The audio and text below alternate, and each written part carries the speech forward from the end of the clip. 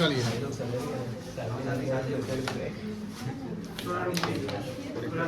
जल्दी करो, हम रुकने वाले हैं। हाँ, हल्ला नहीं करना है, एकदम कंसंट्रेशन आपका बनना चाहिए। और जो आपके पास बुक है वो बुक हटा लीजिए, बुक का आज यूज नहीं होने वाला है। कॉपी अपने पास रखिएगा, हाइलाइटर या अंडरलाइन करने के रखिएगा। सबसे पहले आज का लेक्चर नंबर 11 है, 14 जुलाई 2025। जब हम लेक्चर शुरू करें और कभी लेक्चर नंबर ना लिखे तो आप मुझे याद करवाइए कि सर आज लेक्चर नंबर इतना होगा, ठीक है ना। तो बीच में छूट जाता है कभी कभी। टॉपिक हमारा है एडजस्टिंग एंट्री और क्लोजिंग एंट्री। पहले ये समझिए इसका मतलब क्या है। कुछ ऐसे चीजें होते हैं जो साल भर में उसको खत्म कर दिए जाते हैं। जैसे मान लो कि हमारा रेंटल एक्सपेंसेस है, तो रेंट पेड करना हमारे लिए रेवेन्यू एक्सपेंसेस है। कौन सा एक्सपेंडिचर है? रेवेन्यू। आप जानते हैं रेवेन्यू क्या है और कैपिटल क्या है, ऑलरेडी हम लोग इसका चैप्टर पढ़ चुके हैं अकाउंटिंग टर्मिनोलॉजी में। हमने अर्लियर क्लास में भी बताया कि जो भी लेक्चर चलते हैं ना तो उसको आप प्रॉपर रिवाइज करिएगा।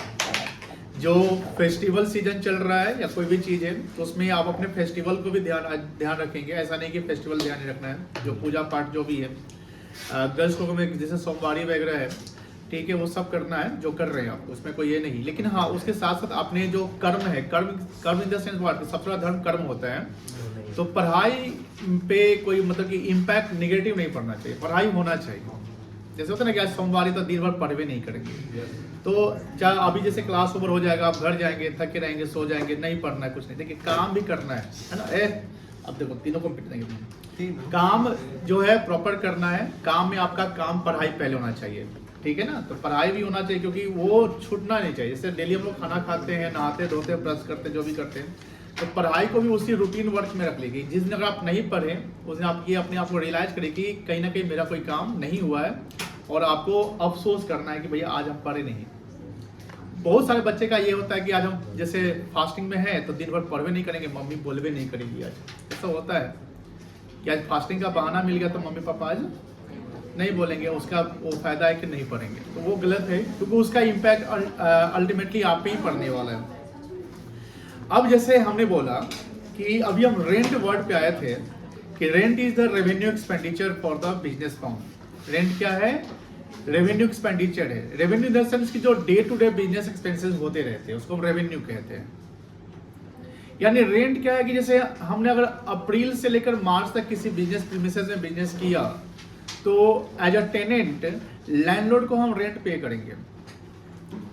अकाउंट्स में अकाउंटिंग कॉन्सेप्ट्स कुछ थे, उसमें याद करिएगा एक कॉन्सेप्ट हमने पढ़ा है और ये क्लासेस आपके रखे हुए हैं यूट्यूब पे, देखिएगा। Accrual concepts, periodicity concepts. Accrual concept क्या कहता है कि जो भी खर्चा या इनकम जिस साल का हो, चाहे वो क्रेडिट में हो, कैश में हो, पेड किए या नहीं किए, उसको उसी साल रिकॉग्नाइज करना होता है। अब रेंट हमने एक साल का मान लो 5,000 पर मंथ के अनुसार हमने 60,000 रेंट देना है और हम लैंडलॉर्ड को पूरा 60,000 पेड कर दिए, साल भर का पूरा पेड कर दिए मार्च में ही। तो क्या है ना कि उस पीरियड में हमने एक साल का रेंट कंज्यूम कर लिया। कंज्यूम मतलब खा गया ऐसा नहीं है, कंज्यूम मतलब उसको यूज कर लिया, यूटिलाइज हो गया। जैसे ये बिल्डिंग मान लो कि ये बिल्डिंग है, जैसे ये फ्लोर है, ये फ्लैट, अब इसको हम यूज कर रहे हैं कि नहीं कर रहे हैं, इसको हम कंजम्पशन कह सकते हैं कि हमने इस जगह को कंज्यूम किया और इसका हमको पेमेंट लैंडलॉर्ड को कर देना है। ये आगे कैरी फॉरवर्ड नहीं होगा, जैसे ये एसेट्स नहीं बनेगा क्योंकि हमें इकोनॉमिक बेनिफिट्स प्रेजेंट में दे रहा है कि हम अप्रैल में तो अप्रैल में फायदा ले रहे हैं, मार्च में तो मार्च में। बट समटाइम मान लो जैसे ये कोई एसेट्स है, ये सब हमारे एसेट्स है, तो ये हमें फ्यूचर इकोनॉमिक बेनिफिट्स दे रहा है बिकॉज इसको एक साल में हम कंज्यूम नहीं कर रहे हैं, कैरी फॉरवर्ड कर रहे हैं ना। समझ में? कंज्यूम का मतलब क्या हुआ कि उसको उसी साल आपने यूज कर लिया। अब जिसको आप कैरी फॉरवर्ड कर रहे हैं तो कैरी फॉरवर्ड किसको करते हैं? एसेट्स को, जो कैपिटल एक्सपेंडिचर होते हैं। क्या होता है बेटा? Capital expenditure. हमने जस्ट बोला कि जैसे रेंट हमने एक साल का 60,000 देना है, 5,000 रुपया पर मंथ के अनुसार, तो हमने पूरा पेड कर दिया। तो यहाँ पर कोई भी एक्स्ट्रा पैसा हमने नहीं दिया, ना कोई बकाया रहा। बात समझ में आ रही ना? मतलब कि 60 बना, 60 दे दिया। लेकिन ऐसे भी तो प्रॉब्लम हो सकते है कि अब मार्च का पैसा हमने अप्रैल में पेड कर दिया, ऐसा हो सकता है नहीं हो सकता है? मार्च 31 मार्च खत्म हुआ, हम 10 अप्रैल को पेमेंट कर दिए पैसा। तो मार्च का पैसा आप अप्रैल में पेड करें, मतलब क्या है, अप्रैल तो अगला साल चला गया ना। हमारा अकाउंटिंग ईयर दो ईयर पे बेस है, एक कैलेंडर ईयर पे और एक फाइनेंशियल ईयर पे। फाइनेंशियल ईयर कब से शुरू होता है? अप्रैल से लेकर मार्च तक होता है। तो मार्च तो आपको क्लोज करना है books of account. Books of account close का मतलब हर साल आपको फाइनेंशियल स्टेटमेंट बना के उसका प्रॉफिट लॉस निकालना है। वो क्लोज कब करेंगे? साल के अंत में। अब मार्च अंत हुआ और मार्च का पेमेंट आप कब कर रहे हैं?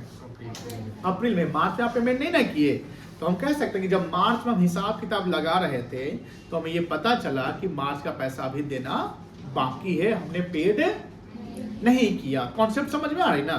तो जब हम पेड नहीं किए तो हमें पेड करना है ना भैया, हम फ्यूचर में पेड करेंगे जो हमने अप्रैल में पेड किया। तो हमारे लिए मार्च में क्या कहलाएगा?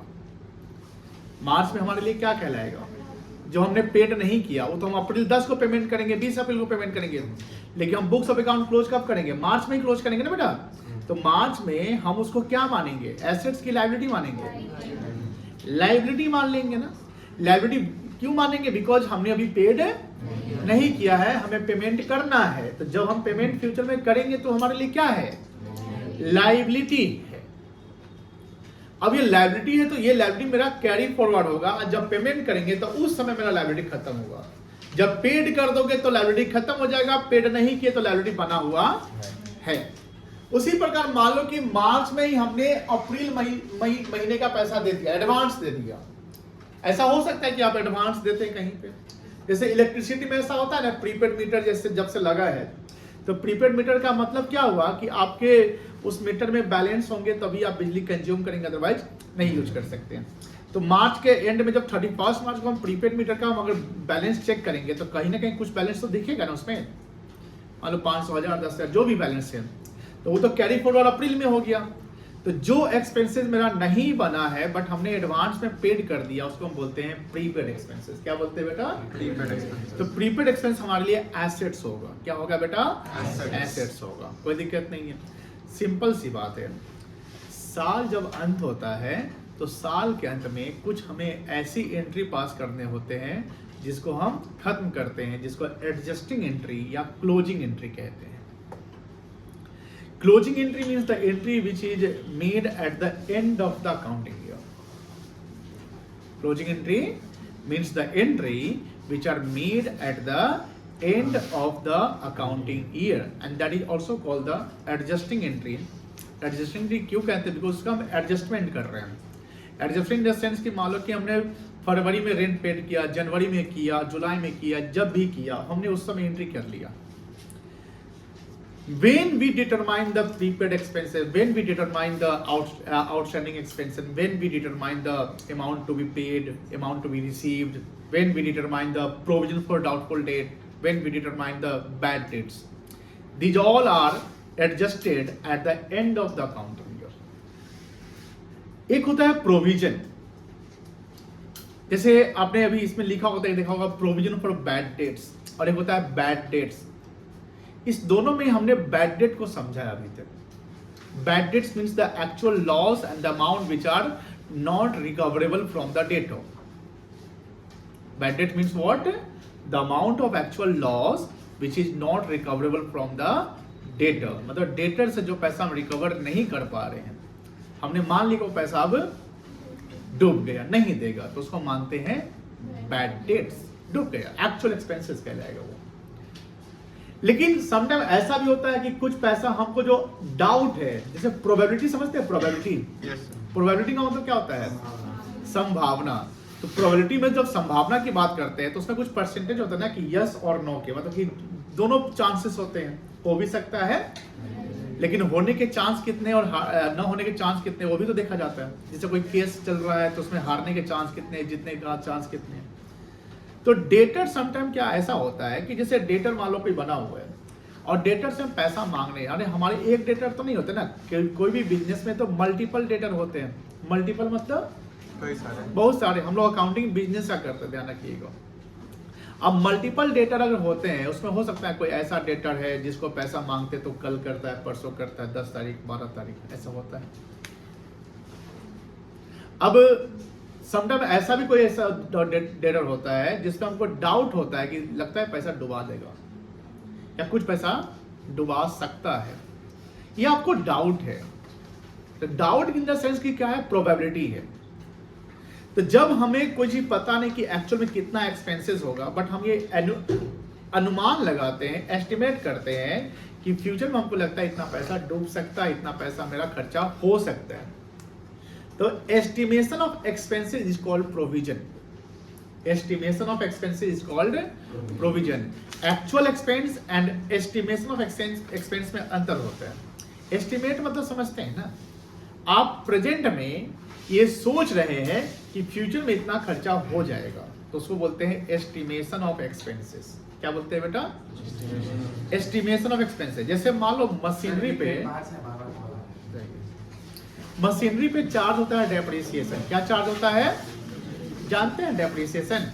डेप्रिसिएशन किस पे? एसेट्स पे लगता है, टेंजिबल एसेट पे। बट मुझे बताइए, डेप्रिसिएशन का एक परसेंटेज है कि 10% लगा, 15% लगा, 20% लगा, बट क्या वो एक्चुअल में एक्सपेंस कहलाएगा? क्या हम कहीं किसी को पेमेंट किए? नहीं किए।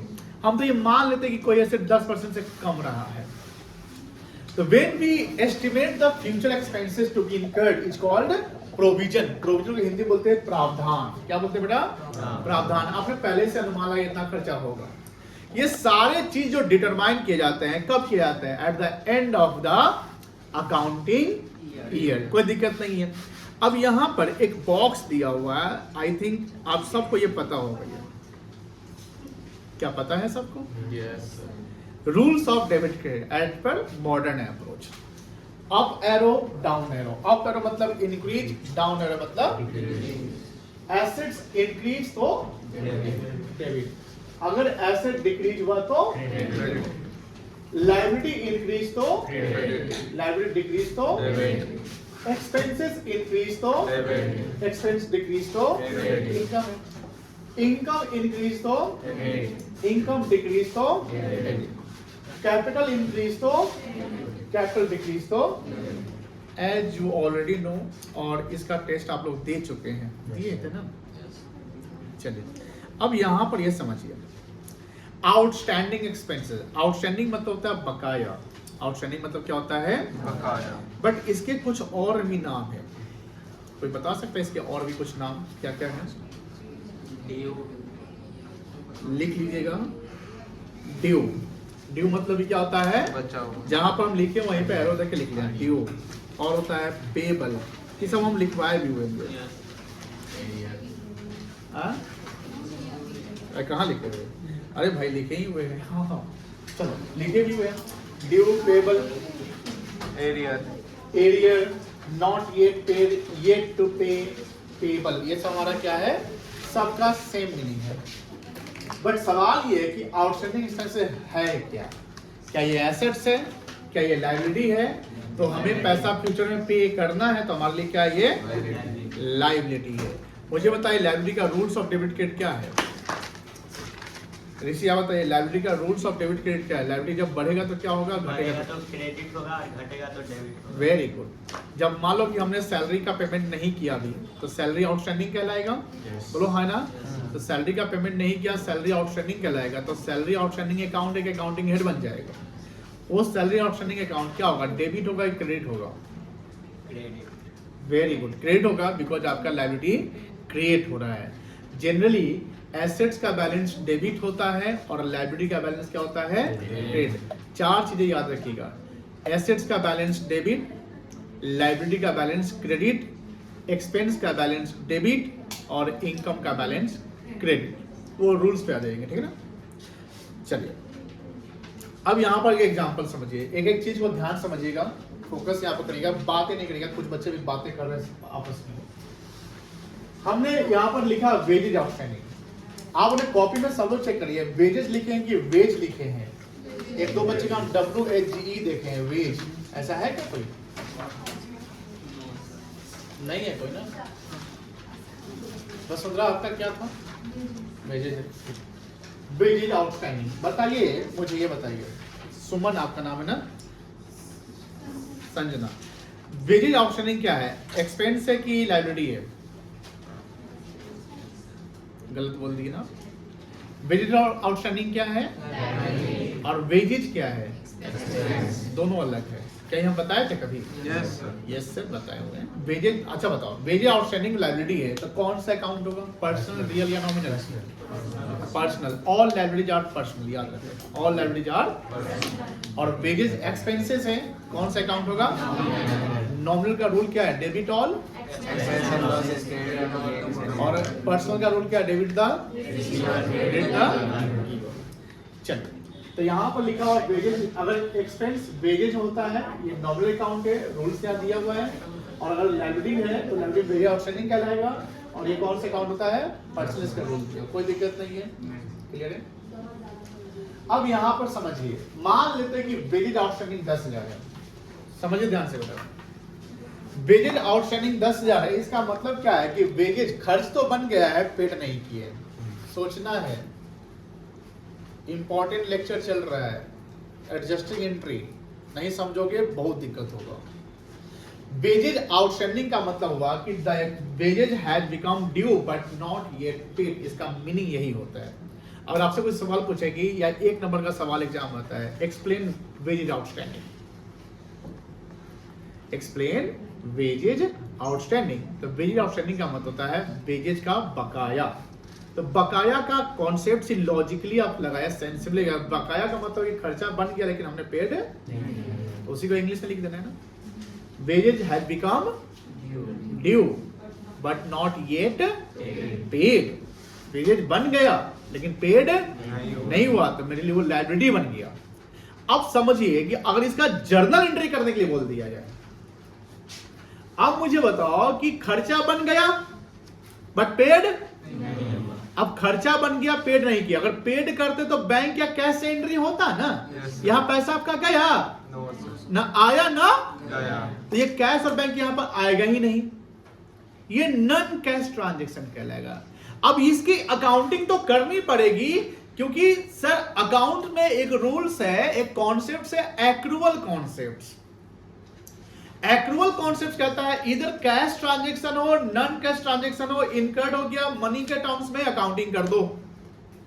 कैश कॉन्सेप्ट क्या कहता है? कैश कॉन्सेप्ट कैश में जो होगा वही अकाउंटिंग करना, नॉन कैश वाला को करना ही नहीं है। बट यहाँ नॉन कैश ट्रांजैक्शन, ये ट्रांजैक्शन क्या कहलाएगा? Non cash. नॉन कैश का मतलब यहाँ कैश ना आया ना गया, कैश बकाया, किसी लेबर से आपने काम करवा लिया, आपने पेमेंट आ गया, उसको आपने नहीं दिया, काम करवा लिया ना, उसने 10 साल का काम कर दिया ना, तो आपका खर्चा बना कि नहीं बना? तो खर्चा जब बन गया तो खर्चा को डेबिट करेंगे, बोलो हाँ ना। अब खर्चा का नाम क्या है? Wages account, wages, wages outstanding नहीं, वेजेज खर्चा है, वेजेज आउटस्टैंडिंग लायबिलिटी है। अब खर्चा बन गया तो वेजेज अकाउंट बनेगा, और उस खर्चा बन गया पेड अभी आपने, तो लायबिलिटी बन गया ना, देखिए लायबिलिटी अकाउंट बना, क्योंकि आपने जाना कि डबल एंट्री सिस्टम कहता है कि कोई भी ट्रांजैक्शन के अकाउंटिंग हेड कम से कम कितने बनेंगे?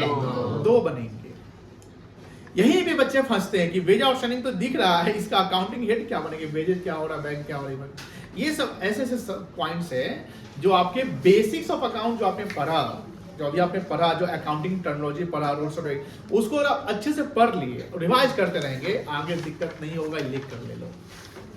अब हमने आपको यहाँ पर एक पॉइंट रख दिया, मेरी आउटस्टैंडिंग 10,000 रुपया, खर्चा बन गया पर पेड नहीं। मुझे बताइए कि अगर इसकी एंट्री करनी पड़े कि डेबिट कौन होगा, क्रेडिट कौन होगा, या 2 अकाउंटिंग हेड पता करना है, तो 2 अकाउंटिंग हेड में एक अकाउंटिंग हेड क्या बनेगा? वेजेज अकाउंट जो खर्चा है, क्या बनेगा बेटा? वेजेज अकाउंट जो खर्चा है। दूसरा आपने पेड अभी आपने नहीं किया तो बनेगा वेजेज आउटस्टैंडिंग अकाउंट। अभी लायबिलिटी बन गया ना, अब इसमें डेबिट कौन होगा? तो खर्चा डेबिट हो जाएगा, क्योंकि खर्चा बन गया, बोलो हाँ है ना, और लायबिलिटी बन गया तो लायबिलिटी क्या हो जाएगा? इसकी एंट्री क्या बनेगी? Wages account debit to wages outstanding account. समझ में आया? ये समझ में आया? Yes sir. कोई दिक्कत? No sir. अब ये मीनिंग समझो, आसानी से समझ में आ जाएगा। Adjusting entry are the journal entry made at the end of the accounting period. ये हमेशा नहीं बना, ये ट्रांजैक्शन जो ऐसा है कि हमने हिसाब किताब लगाया तो पता चला कि वेजेज आउटस्टैंडिंग। क्योंकि ध्यान रखिएगा, ये एक वर्कर की बात थोड़ी होती है, हम फर्म में जितने भी हमारे एम्प्लॉइज होंगे, जितने भी हमारे वर्कर्स होंगे, सबका हम हिसाब किताब करके, अरे 15 वर्कर का 15,000 रुपया वेजेज आउटस्टैंडिंग चल रहा है, तो 15,000 डायरेक्ट डाल दो। अब मान लो कि आपसे हमने आज काम करवाया, 15 दिन बाद उनसे काम करवाया, 20 दिन बाद उनसे करवाया, तो हर बार वेज आउटस्टैंडिंग कब क्रिएट करेंगे, कब बनेगा मेरा आउटस्टैंडिंग पेमेंट, कब होगा? साल के एंड में। कितना हिसाब किताब में कितना मेरा लायबिलिटी बन रहा है। तो adjusting entry are the journal entry made at the बोलो end of an accounting period to update क्यों करना है? बिकॉज हमें एक्रूअल कॉन्सेप्ट फॉलो करना है। सर हम अपडेट नहीं करते, सिर्फ कैश वाला खर्चा ही देंगे तो अकाउंटिंग प्रॉपर होगा ही नहीं, अकाउंटिंग प्रॉपर होगा ही नहीं। से हमने इकोनॉमिक्स में एक कॉन्सेप्ट समझना है, आप लोगों को शायद नहीं पता होंगे। जब बिजनेस हम लोग करते हैं तो बिजनेस करते समय ना हमें कुछ ऐसे खर्च या कुछ ऐसे चीजों को देखना होता है कि वो मिनिमम हमको रिटर्न में आना चाहिए। सपोज कि कोई बिजनेस करता है 1 करोड़ रुपया लगाकर, 1 करोड़ रुपया लगा कोई बिजनेस करता है। अब जो इंसान बिजनेस करने गया उसमें वो पूरा अपना टाइम उसमें डिवोट करेगा। क्या करेगा? डिवोट मतलब क्या होता है? अपना अर्पण, अपना समय वहां पर देना, दिन भर लगाएगा, प्लस अपना 1 करोड़ रुपया पूंजी लगा दिया। अब मुझे बताइए कि अगर वो बिजनेस नहीं सोचता, 1 करोड़ जो बिजनेस कर रहा है कहीं ना कहीं पढ़ा लिखा था, वो ठीक ठाक हो गया है ना, अगर वो बिजनेस नहीं करता तो 1 करोड़ रुपया कहीं और लगाता? बोलो हाँ है ना। मान लेते म्यूचुअल फंड में लगाता, शेयर में लगाता, बैंक में एफडी करता, गोल्ड खरीद लेता, जमीन खरीद लेता, कहीं खरीदता, तो हर साल उस 1 करोड़ पे उसकी वैल्यू बढ़ती घटती। एक नॉर्मल रेट रहता ना कि हाँ 15% 20% से उसकी वैल्यू बढ़ जाती है। मान लेते उसको लगता है कि 15% मेरा हर साल 1 करोड़ का वैल्यू बढ़ना चाहिए था, तो 1 करोड़ का 15% कितना हो गया? 15 लाख रुपए। प्लस अगर वो 1 करोड़ रुपया कहीं लगा दिया जाता है तो अकेले घर पे खाली तो बैठता नहीं ना, कहीं जॉब करते रहता। सपोज करो वो MBA क्वालिफाइड है या कोई पढ़ा लिखा है, मान लो जॉब करता, उससे मान लो उसकी मंथली मान लेते 50,000 की इनकम होती, तो साल भर में कितना सैलरी कमाता? 50,000 की इनकम से कितना कमाता? 6 लाख रुपया। तो अब वो खुद बिजनेस शुरू कर रहा है तो खुद अपना समय लगा दिया, प्लस 1 करोड़ वो अपने म्यूचुअल फंड में लगाकर वो कहाँ लगा दिया? बिजनेस। तो 6 लाख रुपया उसका सैलरी बनना चाहिए, बोलो हाँ है ना, मिनिमम। और 15 लाख रुपया आपका इंटरेस्ट, 15 छो कितना हो गया? 21 लाख। अब जब वो बिजनेस करने जाएगा ना तो उसके माइंड में एक चीज चलता रहेगा, वो ये चलेगा कि मिनिमम 21 लाख रुपया अगर हम साल का नहीं कमाते हैं नेट प्रॉफिट, तो हम कहीं ना कहीं लॉस में चला रहे हैं। और बिजनेस यहीं पे फेल होता है कि कोई अपना सunk कॉस्ट की जो पर्सन बिजनेस शुरू किया वो अपना सैलरी काउंट करता ही नहीं है। अब मान लो कि 10 लाख रुपया प्रॉफिट बना लिया, 12 लाख मान लो बना लेता है, खुश है, 12 लाख कमा रहे हैं साल का, 1 लाख रुपया महीना कमा रहे हैं, आप कैसे खुश है बताइए? 1 करोड़ रुपया आप लगाए हुए हैं, आप अपना समय भी दे रहे हैं, तो आप अगर इसका कैलकुलेशन करोगे तो उससे ज्यादा तुम बिजनेस न करके कमा लोगे, है कि नहीं? बोलिए हाँ है ना। आप बिजनेस ज्यादा एफर्ट लगता है, इसलिए हमें जब अकाउंटिंग करना होता है तो हमें हर चीज का हिसाब रखना है। कुछ ऐसे खर्च जो नॉन कैशेबल खर्च बन रहे हैं तो उसका अकाउंटिंग करना पड़ेगा, तभी तो प्रॉपर प्रॉफिट लॉस निकलेगा। आपने एसेट सब खरीद लिया, उसका डेप्रिसिएशन कैलकुलेट करते ही नहीं है। आपने वर्कर का पैसा जो दिया उसी का हिसाब रखें, जो नहीं दिया उसका हिसाब लिखते ही नहीं है। तुमको नींद आ रही है क्या? उसका हिसाब जब फ्रेश हो गया उसका हिसाब लिखते ही नहीं है, फिर तो गड़बड़ हो जाएगा। बात समझ रहे ना? यानी हमें अकाउंटिंग में जब ये देखना अकाउंटिंग, तो अकाउंटिंग में कुछ कॉन्सेप्ट रखने हैं, एक्चुअल कॉन्सेप्ट। याद है एक्चुअल कॉन्सेप्ट? नए नए बच्चों को क्या याद रहेगा, है ना? बताए थे एक्चुअल कॉन्सेप्ट, सारा हिसाब मेरे पास है। क्या होता है? देखिए मैचिंग कॉन्सेप्ट आ ही गया, पीरियोडिसिटी आ गया, कंसिस्टेंसी आ गया। देखो 23 मई 2025 को बताया था, यहाँ देखिए ध्यान से, ये सारा पीडीएफ आपके क्लासरूम पे होगा। लेक्चर नंबर 4 इसका क्लास वीडियो भी बने हुए, आप देख भी सकते हैं। कि मान लो कि रेंट 1 साल का कितना है, ये सब समझो बेटा, समझ लो बुआ, 480 है और 24-25 में रेंट आपका हमने पेड कर दिया कितने साल का, सॉरी कितने महीने का? 14 मंथ्स का। तो खर्चा कितने महीने का माना जाएगा, 12 महीने का कि 14 महीने का माना जाएगा? आप 20 महीने का पेड कर दिए, खर्चा तो 12 महीने का ही मानेंगे ना, साल में 12 महीना होता है तो 12 महीने का खर्चा माना जाएगा। आप 20 महीने का, 14 महीने का, 10 महीने का पेमेंट करिए, खर्चा कितने महीने का? और अगर आप ज्यादा पेड कर दिए तो प्रीपेड हो गया, कम पेड किए तो आउटस्टैंडिंग हो गया। कोई दिक्कत नहीं, यही एक्चुअल का बात है कि यहाँ पर प्रीपेड हो गया 80 या 40 पर मंथ रेंट है कि नहीं है, और यहाँ पर सैलरी की वाला कोई दिक्कत नहीं है। तो समझिए यहाँ पर क्या लिखा हुआ है, बातें नहीं करिए, बातें नहीं करिए। देखिए, adjusting entry are the entry which are made at the end of the accounting period to update। Update समझते हैं ना? पूरा हिसाब किताब फ्रेश कर लो, accounts and bring them in line with the accrual base of accounting। बड़ी important topic है accrual concept, बड़ी इंपॉर्टेंट है। जिन्होंने नहीं पढ़ा है घर जाके देख लीजिएगा, बहुत काम आएगा।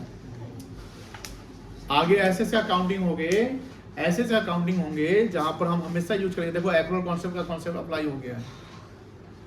अब तो कोई कहाँ पढ़ाए थे, कब पढ़ाए थे, ये सब चीजें।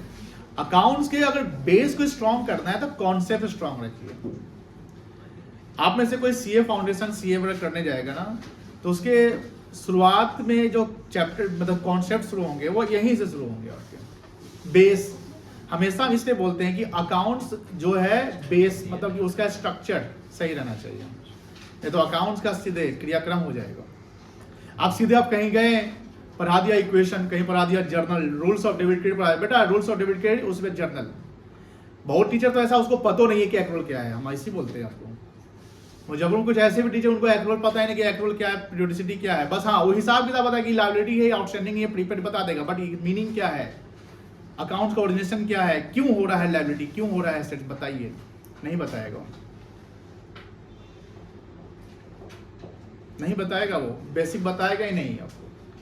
अब भगवानपुर में चले जाइए, कुछ टीचर नाम नहीं बताएंगे तो कहीं बदनाम हो जाएगा। अब बोले सर आपको कैसे पता है, तो सबको सबके बारे में पता रहता है। यहाँ क्या पढ़ाई होता है दूसरों को भी पता है, अब वो कॉपी कर देता है। बीआरएस हम पढ़ाएंगे ना आप लोग 11th में, तो उसका देखिएगा 2-3 टीचर कॉपी करने लगा। आई बीआरएस हम 8 साल 9 साल से वही कॉन्सेप्ट पढ़ाए जा रहे हैं। चलिए, तो एक्रूअल समझ गए। एक्रूअल कॉन्सेप्ट क्या है कि एक्रूअल कॉन्सेप्ट क्या कहता है, सिंपल सी मीनिंग है, what ever the transaction incurred, whatever the income or expenses incurred during the accounting year should be recognized in that accounting year। जो जिस साल घटना हुआ उसको उसी साल रिकॉग्नाइज कर दो, इधर वो कैश में हो या क्रेडिट में हो, कैश में हो या क्रेडिट में हो, डजंट मैटर। ट्रांजेक्शन हो गया, एंट्री कर दो। जैसे मान लो हमने क्रेडिट में सामान खरीदा तो एंट्री उसी समय करेंगे ना, पैसा हमने पेड तो नहीं किया बट ट्रांजेक्शन हो गया, लायबिलिटी बन गई मेरी, तो हमको एंट्री कर देनी है। इट इंश्योर्स, इंश्योर मतलब क्या होता है, सुनिश्चित करना। अगर आप प्रॉपर अपडेट कर लेंगे तो हमें ये पता चलेगा कि हमारा जो बुक्स ऑफ अकाउंट है प्रॉपर मैनर में बना। It ensures that revenue are recorded in the period they are earned, यानी ये इंश्योर करता है कि रेवेन्यू मतलब इनकम उसी साल हम रिकॉर्ड करेंगे जिस साल वो कमाया गया है। जिससे हमने मार्च में अगर सेल किया, पैसा हमको मार्च में नहीं मिला, अप्रैल में मिलेगा, तो हम सेल किस महीने का मानेंगे, मार्च का कि अप्रैल का? मेरी सवाल को समझे नहीं समझे? हमने सेल्स क्रेडिट में किया 10 लाख रुपए का XYZ को क्रेडिट में किया, वो बोला भैया 15 अप्रैल को पेमेंट कर देंगे। हमने सेल किया 20 मार्च को, समझ में आ रही है ना? yes. तो अब हमको 31 मार्च को तो बुक्स ऑफ अकाउंट फाइनलाइज करना है ना, क्लोज करना है ना बेटा। तो 31 मार्च को जो बुक्स ऑफ अकाउंट क्लोज करेंगे तो उसमें जो 15 लाख का हमने 10 लाख का सेल किया है XYZ को, तो वो 20 मार्च को ही हमको एंट्री करनी पड़ेगी, अकाउंटिंग करनी पड़ेगी। जब पैसा देगा अप्रैल में तो उस समय करना होगा, 20 मार्च को ही करना पड़ेगा। जिस समय आपका इनकम बन गया उसी समय। सर मेरा इनकम बनेगा कब, जब पैसा मिलेगा तब, या जब हम सेल किए तब, ये बताइए। सेल किए तब। वेरी गुड, जब सेल किए तब आपका इनकम बन गया। आप पैसा कब दे रहा हो डजंट मैटर। जैसे आपने अकाउंट जर्नल में सीखा होगा ना कि वो पैसा की, जैसे कोई था ना कि जिसका चेक डिजॉनर हो गया था, लेट पेमेंट किया था, मुझसे इंटरेस्ट भी चार्ज कर लिया था, ऐसा कॉन्सेप्ट था। चलिए In the period that they are incurred, regardless when the cash is received or paid, यानी वो मैटर नहीं करता है कैश कब आप ले रहे हैं कब दे रहे हैं, उससे मैटर नहीं करता है कब खरीदे कब आपने बेचा कब खर्च बना कब इनकम बना, उसी समय रिकॉर्ड कर दो। हमने मान लो कि 1 लाख रुपया किसी को लोन दिया 10% के ब्याज पर, ब्याज समझते हैं ना? yes, और 1 लाख का 10% कितना इंटरेस्ट बनेगा? और मान लो कि वो इस 1 साल में ना हमको ब्याजो दिया ना प्रिंसिपल भी दिया, प्रिंसिपल समझते हैं ना? yes, sir. 1 लाख प्रिंसिपल हो गया, Yes, sir. 10 इंटरेस्ट हो गया, Yes, sir. तो 1,10,000 बना, वो अभी तक नहीं दिया। मुझे एक बताइए, मैं जब अकाउंटिंग करूंगा तो 10,000 रुपए इंटरेस्ट इनकम में इस साल मानूंगा कि नहीं मानूंगा? मानेंगे, sir. इवन तो वो नहीं दिया हम तो मान लेंगे ना? Yes. चलिए, why we need for adjusting entry, हमें क्यों एडजस्टमेंट करना पड़ता है? तो कुछ कॉन्सेप्ट्स को लेकर, कुछ कॉन्सेप्ट्स को लेकर, वो कॉन्सेप्ट्स में कुछ कॉन्सेप्ट्स होते हैं, जिसमें एक होता है एक्रुअल कॉन्सेप्ट्स। क्या होता है बेटा? Accrual. एक आ गया जो पीरियड के अकॉर्डिंग ना बता कि जैसे समय के अनुसार होगा, वो तो पीरियोडिसिटी कॉन्सेप्ट हो गया। एक होता है मैचिंग कॉन्सेप्ट। मैचिंग मतलब समझते हैं? मैचिंग का मतलब होता है कि your expenses should be match with your revenue, यानी आप जिस प्रकार का बिजनेस करते हैं तो इनकम जिस नेचर का होगा आपके खर्च भी उसी नेचर के होंगे। क्या क्या है? To match the income and expenses to the correct accounting period. ये कौन सा कॉन्सेप्ट कहेगा? Matching concept. To follow accrual, periodicity and matching concept, यानी इस कॉन्सेप्ट को हमें क्या करना है? फॉलो करना है। To show the true and fair presentation of the financial statements, कि हमें जो फाइनेंशियल स्टेटमेंट जो बनाना है, ट्रेडिंग पीएल बैलेंस शीट होता है, जो हम लोग आगे बढ़ने हैं, उस सबका एक सही से प्रेजेंटेशन जो है वो हमें मिल सके, क्योंकि हमको इनकम टैक्स भी देने हैं फ्यूचर में। एज ए बिजनेसमैन आपको इनकम टैक्स कैलकुलेट करने होते हैं ना, तो इनकम टैक्स प्रॉफिट पे कैलकुलेट किए जाते हैं। अब सर सपोज कि आप हिसाब किताब ही गलत कर रहे हैं, तो प्रॉफिट लॉस सही आएगा? नहीं आएगा। जब प्रॉफिट लॉस सही नहीं आएगा तो इनकम टैक्स भी गलत हो जाएगा, फिर तो आपको बहुत ज्यादा परेशानी हो सकती है। To update the position of assets as well as liability, जैसे डेप्रिसिएशन हर साल हमको लगाने हैं। अब मान लो कि हम एसेट्स खरीद लिए लेकिन उस पर डेप्रिसिएशन लगाते ही नहीं है, तो क्या एसेट्स का सही पोजीशन पता चलेगा? No. नहीं चलेगा। सब एग्जांपल्स देखो, यही है एडजस्टमेंट। जैसे आउटस्टैंडिंग एक्सपेंसेस क्या है हमारे लिए? लायबिलिटी है। प्रीपेड एक्सपेंसेस क्या है हमारे लिए? एसेट्स है। Accrued income, Assets. Depreciation, Expense. Closing stock, asset जिनको हम बेच सकते हैं फ्यूचर में। बैड डेट्स, लॉस है, जो पैसा डूब गया, ये बैड डेट्स किस पे चार्ज होगा? कहाँ लगता है? डेटर पे लगता है। क्रेडिटर पे लगता है? क्रेडिटर पे लगेगा? क्रेडिटर पे नहीं, क्रेडिटर बैड डेट नहीं होता। इनकम रिसीव इन एडवांस, इसका क्या मतलब है? जो इनकम आपका नहीं बना, आपने एडवांस में पैसा ले लिया, तो आपके लिए लायबिलिटी है। And provision for bad and doubtful debts, कोई दिक्कत नहीं है। जर्नल एंट्री, पहला आउटस्टैंडिंग एक्सपेंस, ये तो हम लोग कर लिए थे, wages account debit to wage outstanding, कोई दिक्कत नहीं है। प्रीपेड एक्सपेंसेस, प्रीपेड एक्सपेंस मतलब क्या हुआ? सर जैसे समझो 1 लाख रुपए का मेरा रेंटल इनकम बना, सुनो ध्यान से बेटा, ध्यान सुनिएगा। 1 लाख रुपए का रेंटल इनकम बना, हमने 1,20,000 सॉरी रेंटल एक्सपेंस है ना, सॉरी 1 लाख का रेंटल एक्सपेंसेस बना मेरा। क्या बना? रेंटल एक्सपेंसेस है ना, और हमने 1,20,000 पेड कर दिया। ध्यान सुनिएगा मेरी बात। कितना का रेंट एक्सपेंस बना था? 1,20,000. कितना पेड किया? 1,20,000। मान लो कि हम 15 अप्रैल 20 जनवरी या कभी किसी पार्टिकुलर डेट को हम पेड किए थे 1,20,000। रेंट पेड की एंट्री क्या बनेगी? सृष्टि तुम बताओ, बताओ। रेंट पेड हम 1,20,000 किए, चेक से दे दिए, क्या एंट्री बनेगा? रेंट पेड का एंट्री सिंपल बताओ।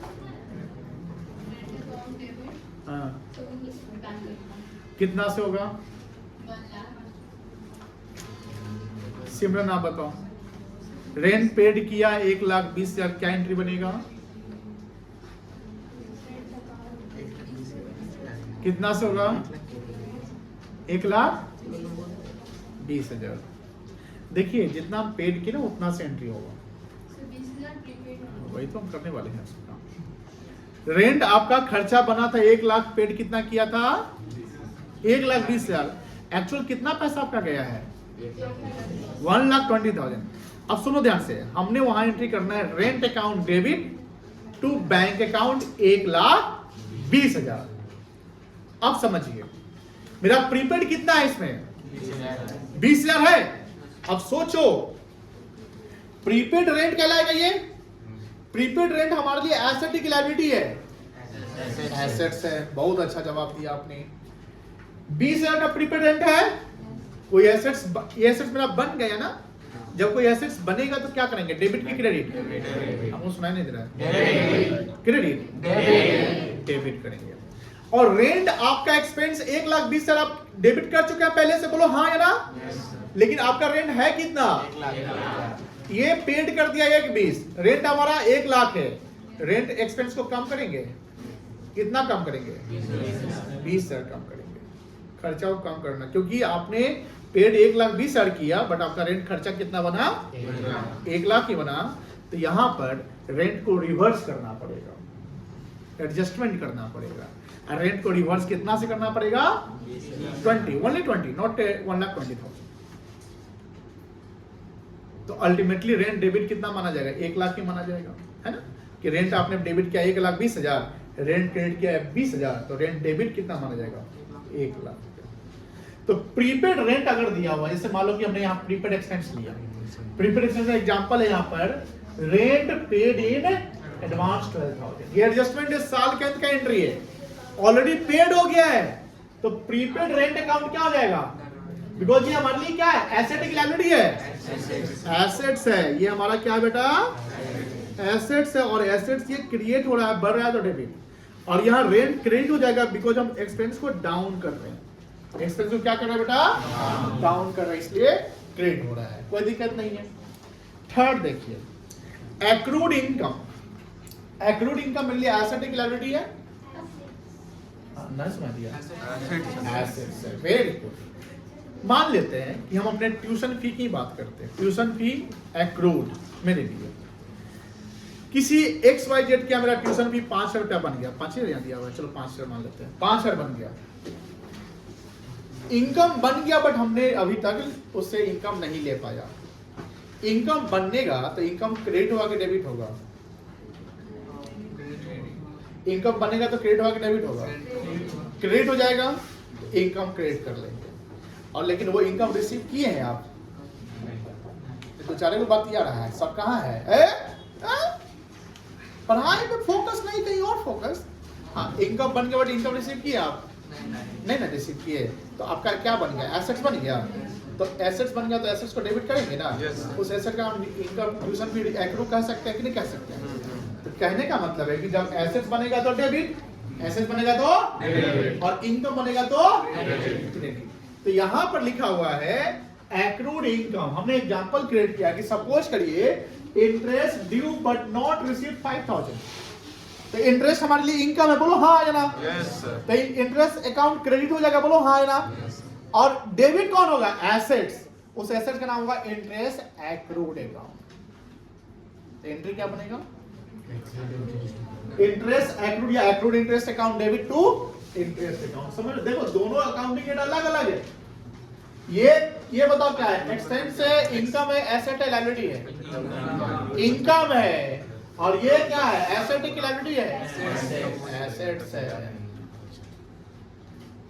ध्यान अगर हट गया बड़ी दिक्कत होगा। हम आराम से चल रहे, धीरे धीरे, हौले हौले, समझ के बतियाते करते कि आपसे भी सवाल पूछना था, पढ़ना था पढ़ा देना, लिखने में तो ना फटाक फटाक लिख दे, सब ऊपर नीचे करिए, है ना? चलिए 3 पॉइंट क्लियर हो गया, बोलो हाँ है ना? चौथा तो आसान है आपके लिए। चौथा आसान लग रहा है? नहीं लग रहा है। डेप्रिसिएशन की बात कर रहा है। क्या बात कर रहा है? मुझे बताइए, डेप्रिसिएशन एक्सपेंस है कि इनकम है कि एसेट की लायबिलिटी है? बोलो। डेप्रिसिएशन क्या है हमारा? एक्सपेंस है। देखो किसी चीज को पता करना तो पहले आइडेंटिफाई करो वो है क्या, नेचर क्या है। क्या पता करना है? नेचर पता करो। एसेट है कि एक्सपेंस है, इनकम है कि लायबिलिटी है। अगर नेचर पता हो गया ना तो रूल्स ऑफ डेबिट तो बना ही लोगे। अब डेप्रिसिएशन एक्सपेंस है तो एक्सपेंस कोई भी क्या होगा? डेबिट की क्रेडिट? फिर तुम नींद में हो। आप नींद होता अब हम यहाँ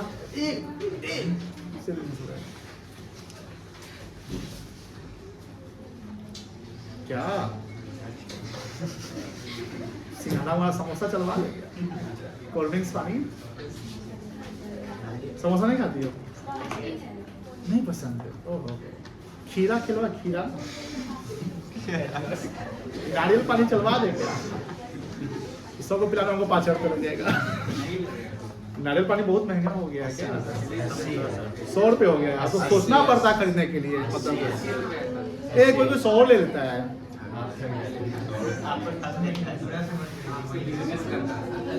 बताता है 80 वाला में पानी कम होगा, 100 वाला पानी ज्यादा, यो बोल देता है। पानी देखना ऐसा करते एसी बंद करते हैं, पंखा बंद करते हैं। जब गरमाएंगे ना आप लोग, पसीना चुएगा तो अपने आप नींद खत्म हो जाएगा। चलिए स्नेहा बाबू हो गया, अब इंटरटेनमेंट हो गया, 2 मिनट का था। अब हम लोग फिर आते हैं पॉइंट पे, 4 नंबर पॉइंट। बहुत आसान है। डेप्रिसिएशन हमारे लिए एक्सपेंसेस है ना, तो एक्सपेंस का नियम कर लो कि एक्सपेंस बनेगा तो डेबिट कर दो, बस। एक्सपेंस बनेगा तो डेबिट, इनकम बनेगा तो क्रेडिट, एक्सपेंस बनेगा तो इनकम बनेगा तो बस, ये दिमाग रखो। दूसरा एसेट्स और लायबिलिटी। एसेट्स बनेगा तो डेबिट और लायबिलिटी बनेगा तो हो गया, खत्म। और चौथा में डेप्रिसिएशन लिखा हुआ है कि 10% चार्ज हो रहा है मशीनरी पे, और मशीन का वैल्यू कितना है? तो 5 लाख का 10%। ये एंट्री आप बहुत सारा किए भी होंगे, तो इसकी एंट्री डेप्रिसिएशन अकाउंट डेबिट हो जाएगी। और यहाँ एसेट्स का वैल्यू डिक्रीज कर रहा है तो मशीनरी अकाउंट क्या हो जाएगा? क्रेडिट हो जाएगा। कोई दिक्कत नहीं है, ये समझिए। 5वां पॉइंट बड़ा अच्छा है, क्लोजिंग स्टॉक, जिसको हम क्लोजिंग इन्वेंट्री भी कहते हैं। क्लोजिंग स्टॉक और क्लोजिंग इन्वेंट्री। उत्कर्ष बाबू, दोनों उत्कर्ष साथ बैठा है। ये उत्कर्ष बताओ, क्लोजिंग स्टॉक होता क्या है? बंद करना तो खतरनाक लड़का है एकदम। Closing stock, closing the door नहीं है कि क्लोजिंग डोर बंद कर दो एकदम भाई, दरवाजा बंद नहीं करना भाई। स्टॉक की बात, इन्वेंट्री क्या होता है? तुम बताओ, तुम उत्कर्ष। एकदम सही बोला। क्या बोला? फिर प्रियम ने पूछे नहीं पर इहो गलती करेगा लगता है। चलो रौनक जी, तीनों एकदम वैरायटी का बैठा हुआ एक के साथ में। बोल रहे रौनक, बोल। आज तो मुस्कुरा दिया है, कभी नहीं मुस्कुराता था। बोलो बोलो।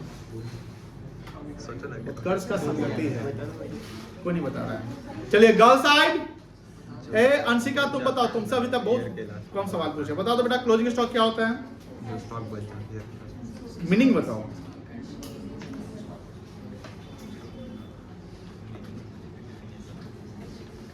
किसी को पता है मीनिंग? क्लोजिंग स्टॉक का मीनिंग बताइए वसुंधरा।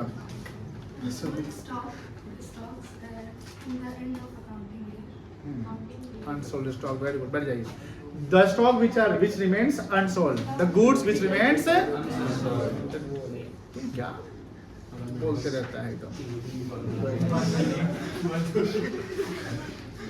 बड़ी खतरनाक लेगा है। चलो हाँ बता देखिए प्लीज, बताइए। क्लोजिंग स्टॉक क्या है? यहाँ पे लिखा भी हुआ है, अभी कॉपी में भी लिखा हुआ है, वहां से बोल सकते हैं। आप लोग तो दिमाग चलाक नहीं लगाते। Goods which remains unsold at the end of the accounting period। अब यहाँ बात है कि मान लो कि क्लोजिंग स्टॉक 14,000 रुपया है। स्टॉक जो बनता है या बिगड़ता है, जो भी बेचते खरीदते हैं, वो सब ट्रेडिंग कंसर्न से होता है। किस कंसर्न से होता है? इसको हम ट्रेडिंग कहते हैं। क्या कहते हैं? ट्रेडिंग मतलब व्यापार करना है ना। व्यापार जो हम कर रहे हैं उसको ट्रेडिंग कहते हैं। ट्रेड मतलब व्यापार, ट्रेड मतलब व्यापार। और ट्रेडिंग लगा देंगे तो आईएनजी लग गया तो वो व्यापार करना हो गया, प्रेजेंट में व्यापार करना। ठीक है, कोई दिक्कत नहीं।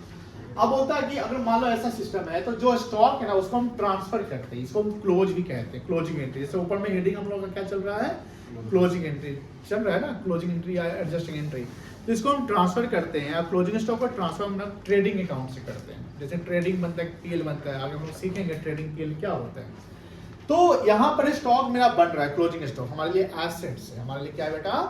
एसेट्स है। जनरली जो ट्रेडिंग अकाउंट ये नॉमिनल अकाउंट होता है। क्या होता है बेटा? नॉमिनल अकाउंट का रूल क्या है? Debit all losses, credit all income and तो स्टॉक जो मेरा बन रहा है हम फ्यूचर में बेच सकते हैं ना, बेच कर हमको फायदा होगा कि नुकसान होगा? पैसा आएगा ना, रेवेन्यू आएगा। तो रेवेन्यू आएगा तो एक अकाउंट हमने बना दिया ट्रेडिंग अकाउंट। क्या बनाया? और उसको हमने क्रेडिट कर दिया। क्या कर दिया? इसकी एंट्री होगी क्लोजिंग। इसको याद ध्यान रखिएगा, closing stock account debit to trading account, amount को डाल देंगे। ये अब आसान है। छठा पॉइंट बैड डेट, कहीं जानते होंगे आप, है कि नहीं? छठा पॉइंट जानते हैं, हम इसको कर सकते हैं ना। इससे आपने सवाल बना कि बैड डेट है तो डेटर पे डेटर की वैल्यू घट जाएगा, खर्चा बन रहा है तो खर्चा डेबिट, एसेट घट रहा है तो एसेट से क्रेडिट, कोई दिक्कत नहीं। सातवां income receive in advance. Income receive in advance बताइए, हिमांशु बताइए, लायबिलिटी के एसेट्स है।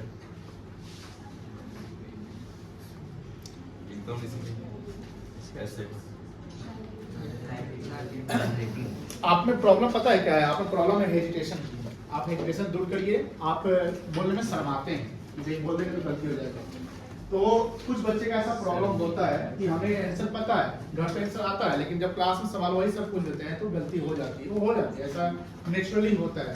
सर उसको दूर कैसे करें? उसको दूर करें आपको जीडी करके, दोस्तों के साथ जीडी करिए, पढ़ाई लिखाई करिए, मतलब प्रॉपर एंड कॉन्फिडेंस आपका पुश करें। समटाइम ऐसा होता है कि आपको आंसर पता है फिर भी आप गलती करते हैं, तो ये नहीं करना। हाँ, तो ये बताओ इनकम रिसीव इन एडवांस, क्योंकि अभी क्लास में 2-3-4 बार ये बात बता भी दिया गया है कि इनकम रिसीव इन एडवांस क्या होता है हमारे लिए? लायबिलिटी होता है। कुछ बच्चे ऐसे भी होते हैं कि कम पढ़ते लेकिन कॉन्फिडेंस उनका इतना बूस्ट होता है कि सर हम सही बोल देते हैं। ऐसा है क्या? लगता है ऋषि बोल रहा है। ऋषि कम पढ़ता है क्या? नाम बोल रहे हैं सर, पीछे से आवाज आया। पीछे से कोई दिक्कत नहीं बेटा। तो income receive in advance liability है, बोलो हाँ ना।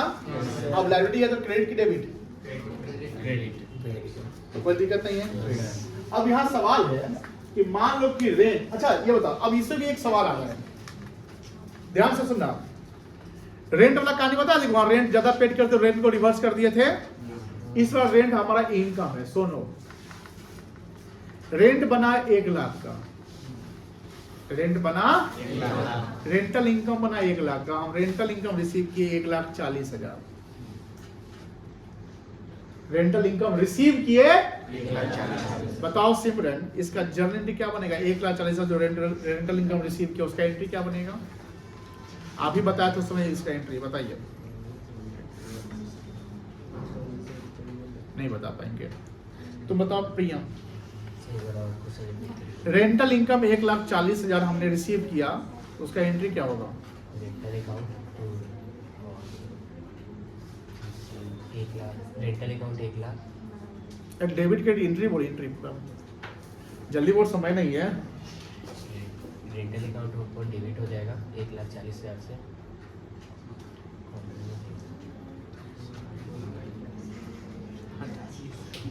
वहाँ आंसर ही नहीं है तो पहला देखिए गलती कर रहा था, नहीं बोले करेगी गलती। फिर से बोलो, रेंट हमने 1,40,000 का रिसीव किया, क्या एंट्री बनेगा?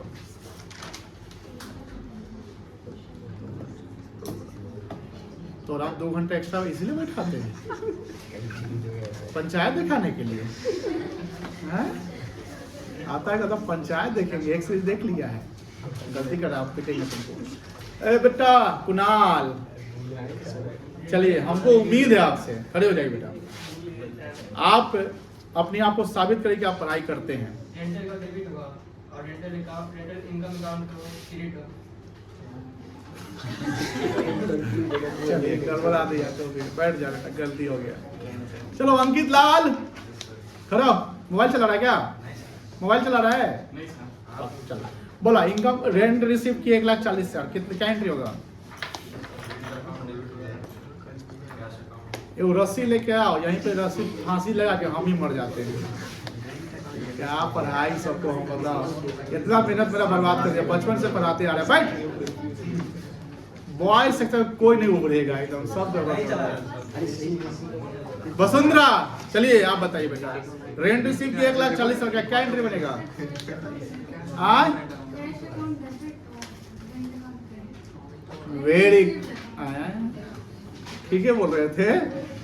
देखिए आप लोग क्या सोचते हैं कि गधो, एक्सपेंस डेबिट होता है और इनकम क्रेडिट होता है। रेंट रिसीव कर रहा है तो रेंट इनकम के एक्सपेंस है, पहले सोचा तो उनका, तो इनकम को डेबिट कर दिया। क्या हम बोले हैं? क्या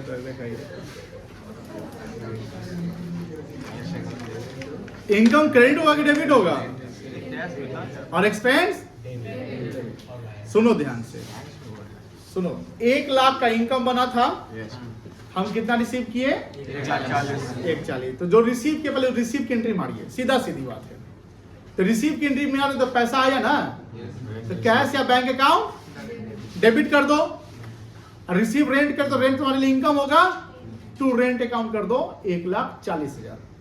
अब चूंकि ये बात है कि हमारा इनकम बना था 1 लाख का ही, लेकिन हमने ज्यादा ले लिया पैसा। अरे बाबा, कितना ज्यादा ले लिया? अब मेरे ऊपर क्या बन गया? लायबिलिटी बन गया। तो लायबिलिटी क्रेडिट होगा कि डेबिट होगा? क्रेडिट हो जाएगा ना। और आपका इनकम तो 1 लाख का बना था ना, आप कितना ले लिए थे इनकम? अब इनकम को कम करेंगे, कम करो, कम करो, कम करो। कितना कम करो? अरे बाबा, इनकम को डिक्रीज करना पड़ेगा। इनकम को क्या करना पड़ेगा? कम करना पड़ेगा। कितना से कम करेंगे? तो इनकम जब कमेगा तो डेबिट की क्रेडिट? ए महामूर्ख, इनकम बढ़ेगा तो क्रेडिट होगा, बढ़ाएगा ना। इनकम बढ़ेगा तो, इनकम घटेगा तो डेबिट होगा। तुम लोगों को ना सेनापति बनाएंगे गधों के। देखो यहाँ पे, इनकम बढ़ेगा तो, घटा तो, तब सब बताते तभी भूल जाता है तुम लोग। अब यहाँ रेंट रिवर्स कर रहे हैं ना, तो रेंट रिवर्स कर रहे हैं तो रेंट अकाउंट करना पड़ेगा डेबिट। क्या करना पड़ेगा? कितना से? 40,000 से। अब मेरा लायबिलिटी बन गया 40 का, तो रेंट रिसीव इन एडवांस हो जाएगा क्रेडिट। क्या हो जाएगा? हमको पता है तुम लोग क्या कर रहा था, तुम लोग यही वाला बोल रहा था। रेंट अकाउंट डेबिट देख लिया था, यही बोल रहा था रेंट डेबिट, रेंट डेबिट। ये गधा, तुमने सवाल सुनो, पहले सवाल सुनो। क्या आपने बोला? रेंट रिसीव किया तो उसका entry bank account to rent account कर दो, बैंक अकाउंट डेबिट टू। ये रिवर्सल वाली, ये है एडजस्टमेंट एंट्री। कौन सी एंट्री है? यहां समझो, इनकम रिसीव इन एडवांस। इसमें मैंने एग्जांपल दिया, rent of ₹40,000 receive in advance, it becomes liability, it becomes liability. तो हमने ऑलरेडी रिसीव कर लिया है ज्यादा, तो उसमें रेंट को क्रेडिट कर दिया था, तो रेंट को क्या करेंगे? डेबिट। तो रेंट अकाउंट क्या हो जाएगा? यहाँ ब्रैकेट में, एक जगह ब्रैकेट में कुछ ये लिखे थे, आप लोग मेंशन किए हैं, मेंशन कर लीजिएगा। दूसरा नंबर पॉइंट में मेंशन कर लीजिए, और यह 7वां में मेंशन करो। यहाँ पर क्या मेंशन करोगे? अभी हमारा खेल खत्म हो गया, अभी नीचे करेंगे। इनकम घट रहा है, खेल खत्म हो गया, नीचे करेंगे। और ये जो है यहाँ पे बिंग लिख देंगे, बगल का जो है ना, लायबिलिटी घट रहा है। क्या 1,40,000। चलो 7वां पॉइंट हो गया। 8वां देखो, ये इजी है। Provision for bad debts, provision 5% की है सर्दी डेटर पे, जो 1 लाख का था। 1 लाख का 5% कितना होता है? 5,000। प्रोविजन को हिंदी में प्रावधान कहते हैं। क्या कहते हैं? मतलब ये हो गया तरीके से बताए कहाँ? एस्टिमेशन ऑफ लिखे थे तो उसमें कुछ समझ नहीं एक्सपेंसेस। इसको प्रॉफिट एंड लॉस अकाउंट से करेंगे, इसका एंट्री करेंगे, खर्चा है हमारे लिए, एस्टिमेशन ऑफ एक्सपेंसेस है। तो प्रॉफिट एंड लॉस अकाउंट हो जाएगा डेबिट। प्रॉफिट लॉस अकाउंट क्या हो जाएगा? 1 लाख का डेटर था, 5% डाउट है, नहीं आएगा तो कितना पैसा हमको लगता है डूब जाएगा? 5 लाख। तो पीएल अकाउंट डेबिट हो जाएगा to provision for doubtful debts account. ये जो पीएल अकाउंट है ये हमारा नॉमिनल अकाउंट है। कौन सा अकाउंट है? नॉमिनल। ये सब मार्किंग कर लो।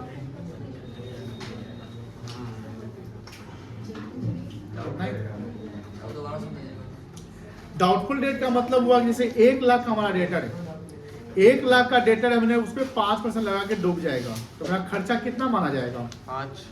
5 माना जाएगा। तो कोई ये खर्चा को हम जब ट्रांसफर करेंगे ना, तो साल के अंत में कर रहे हैं, तो साल के अंत में हमको पीएल यानी बुक्स ऑफ अकाउंट क्लोज करना पड़ता है, तो उसका एक प्रॉफिट एंड लॉस अकाउंट बनाना पड़ेगा। तो प्रॉफिट लॉस अकाउंट बनाना पड़ेगा। तो profit loss account nominal account होता है। कौन सा अकाउंट होता है? नॉमिनल का रूल क्या होता है? डेबिट ऑल एक्सपेंसेस लॉस है, क्रेडिट ऑल इनकम एंड। तो चूंकि हमारे लिए एक्सपेंसेस, इसलिए पीएल अकाउंट को हम कर रहे हैं डेबिट, और ये हम एस्टिमेट करते हैं खर्चा को, तो प्रोविजन डाउटफुल डेट क्या करेंगे? हम क्रेडिट कर रहे हैं, क्योंकि हमारा डेटर को कम कर रहा है, डेटर के वैल्यू को क्या कर रहा है? ये कम कर रहा है। ये हमारा क्लोजिंग एंट्री या ट्रांसफर एंट्री है। क्या है बेटा? क्लोजिंग या ट्रांसफर एंट्री है। लिख लिए? समझ गए? यहां तक कोई दिक्कत नहीं है? हटा दे इसको। नो सर, छुट्टी लेता क्या उठा। अब इस पे जो भी सवाल आएगा ना, अगर इसको समझ गए हो, एक बार और रिवाइज कर लेना घर पे खुद से, उसके बाद अंधाधुन सवाल सब बनाते चले जाइएगा, आपको कोई दिक्कत नहीं होगा, गारंटी देते हैं। हटा दो इसको।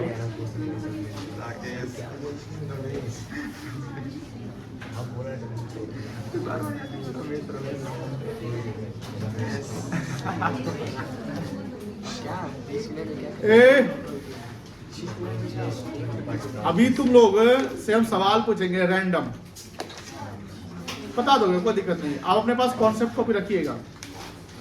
चलिए वैष्णवी, पहला सवाल का जवाब तुम ही दो। ये सवाल समझाएं point. Interest due but not receive 10,000, क्या एंट्री होगा? अब कॉन्सेप्ट में जाइए, कॉन्सेप्ट में जाइए, ढूंढ के बताइए, ढूंढ के बताओ। जो बताएगा हाथ रेस करो, सबको अल्पन खिलाएंगे। कौन बताएगा? जो बताएगा अल्पन बताओ। हाँ बोलो। Accrued interest debit to interest. Very good है, ये लिखवाए थे, कोई दिक्कत नहीं है। चलो सैलरी ड्यू टू स्टाफ, बताओ जल्दी जल्दी, इसका क्या एंट्री होगा? सेकंड जल्दी बताओ। वेजेज वाला कॉन्सेप्ट आ जाएगा। कैसे नहीं बनेगा, है ना? अंधाधुन बनाओगे, क्या बोले? अंधाधुन बना दोगे एकदम, नहीं बनेगा। कहाँ पर रहा देख रहा है तुम, थर्ड बताओ। आउट, पहले समझा, out of the rent. Out of the मतलब क्या होता है? रेंट के बाहर। उसमें से out of the rent paid this year 5,000 paid for next year. बताओ क्या ये प्रीपेड है क्या आउटस्टैंडिंग है? प्रीपेड। ये भी बताओगे प्रीपेड रेंट वाला कहानी। जल्दी जल्दी जल्दी जल्दी। Very good, prepaid rent account debit to, सारा कॉन्सेप्ट से सारा सवाल बन जाएगा, लिख कर ले लो। चौथा बताओ, डेप्रिसिएशन, यो है यो बताया। तो फर्नीचर, अब बोलिएगा कॉन्सेप्ट में मशीनरी लिखे हैं तो मशीनरी लिख देना, रे गधा फर्नीचर है, ठीक है ना? चलो पांचवा बताओ, ये वाला गलती करेगा। गुड्स यूज्ड, अरे ये बना लेगा। पर्चे वाला याद है, पर्चे वाला? अरे नहीं बताते हैं कि लकड़ी का यूज करके फर्नीचर बनवा दिए थे। Goods used in making furniture, sale price 5,000 है, कॉस्ट 4 है। इसे एंट्री ऐसे 4,000 से करेंगे क्योंकि 4,000 का सामान बड़ा कम रहा है। रिश्ते तो हुए, बताओ क्या एंट्री बनेगा? बताओ, इस सवाल बनवाया है टिम्बर वाला। Very good, furniture account debit to purchase account, ये एंट्री होगा। Furniture account debit to purchase account, marking कर लो, ये होमवर्क बना के लाना है। Receive commission, commission receive income में क्या एक्सपेंस है? 20,000 by cheque, half of which in advance, आधा क्या है? यहाँ कमीशन रिसीव की बात बोला है ना, बोलो ना हाँ। तो यहाँ पर क्या करना है, इसकी एंट्री लिख लो, तुम लोग गलती कर दोगे। बैंक अकाउंट कंपाउंड एंट्री होगा, लिखो बैंक अकाउंट डेबिट 20,000, चेक से रिसीव किए ना, कितना रिसीव किए? 20,000। एंट्री लिखो, छठा पॉइंट, बैंक अकाउंट डेबिट 20,000, आधा एडवांस लिए ना। मुझे बताओ इनकम कितना माना जाएगा? आधे ना माना जाएगा? To commission receive account 20,000, sorry 10,000, bank account debit 20,000 to commission receive account 10,000 to commission receive in advance account, 2 account credit होगा। To commission receive in advance account 10,000। क्या क्या बोल दिए? बैंक अकाउंट डेबिट 20,000 हो गया, टू कमीशन रिसीव अकाउंट 10,000, फिर to commission receive in advance account 10,000। समझे कि नहीं समझे? ठीक है। Allow interest on capital, interest on capital firm देती है, पार्टनर सॉरी पार्टनर प्रोप्राइटर को देगी। इसका एंट्री लिख लेना, इससे कैपिटल से बढ़ जाता है, कैपिटल से क्या बढ़ेगा? ऐसा एंट्री करवाएं क्या? नहीं करवाएं। इसका एंट्री होगा interest on capital account debit to capital account, लिख लो। प्रोप्राइटर का कैपिटल बढ़ जाएगा, लिखो लिखो interest on capital account debit to capital account. ये सब एडजस्टिंग ट्रांसफर एंट्री हो रही है। Interest on capital account debit to capital account, वो लिखा ना होगा।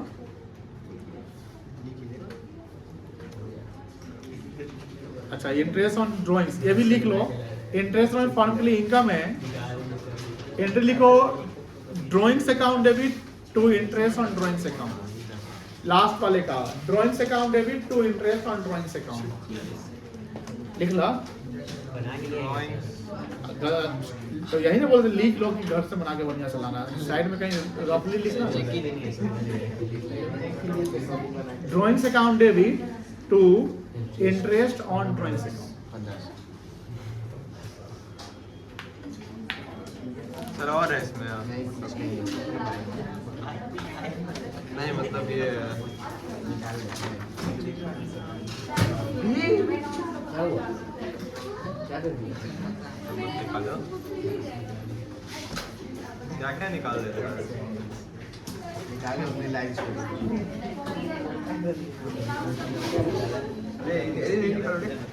दाग पड़ जाएगा, दाग पड़ जाएगा। ए क्या कर रहा है भैया? अब जो क्वेश्चन था वो बना के ले आना है, यस सर। और एग्जाम इल्यूस्ट्रेशन 15 भी बना के लाना है। Yes sir. सेम है, बना के ले आओगे कसम से। अभी छुट्टी नहीं हुआ है, इतना ठंडा के तुम लोग को बैठाए हो आराम से छुट्टी के लिए, बैठो अभी कोई थका नहीं। खाली अकाउंट्स की किताब हटा लीजिए। क्या करेंगे, बीएस नहीं पढ़ेंगे 15 5 मिनट भी कम नहीं पढ़ाएंगे, पूरा पढ़ाएंगे।